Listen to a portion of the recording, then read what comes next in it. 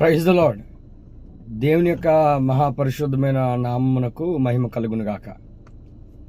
మరి దేవుడు ఎంతవరకు మనలను మన కుటుంబాలను కాచి దాచి రక్షించి నడిపించిన దేవునికి మనం ఏమిచ్చినా కానీ అని రుణం తీర్చలేం. చూడండి దేవుని బిడ్డలారా, ఒక విషయం సడన్గా నాకు ఒక జ్ఞాపకం వచ్చింది. వెంటనే నేను ఈ వీడియో చేయడానికి ముందుకు వచ్చాను. ఇప్పుడే ఒక ఆయన నన్ను కలిశారు.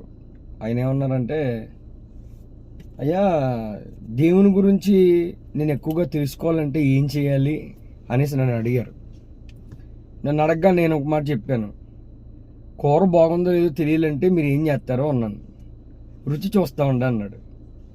వెంటనే నేనేం చెప్పానంటే, దేవుడి గురించి తెలియాలంటే అలాగే రుచి చూడాలి.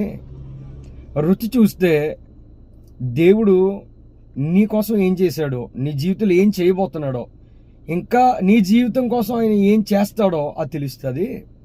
బైబిల్లో ఒక మాట ఉంది, మీకు జ్ఞాపకం చేస్తానని, యెహోవా ఉత్తముడని రుచి చూచి తెలుసుకుండా అనే మాటను ఆయనతో జస్ట్ 2 నిమిషాలండి పంచుకున్నాను.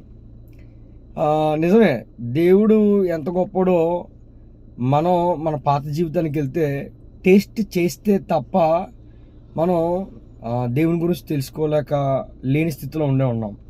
కానీ ఎప్పుడైతే మనం టేస్ట్ చేసామో దేవుడు ఉత్తముడని, గొప్పవాడని, అద్భుతాలు చేయగలిగినవాడని, ఆశ్చర్యకార్యాలు చేయగలిగినవాడని ఎప్పుడైతే రుచి చూచామో దేవుడు మన జీవితంలో గొప్ప కార్యాలు చేయడం ప్రారంభించాడు.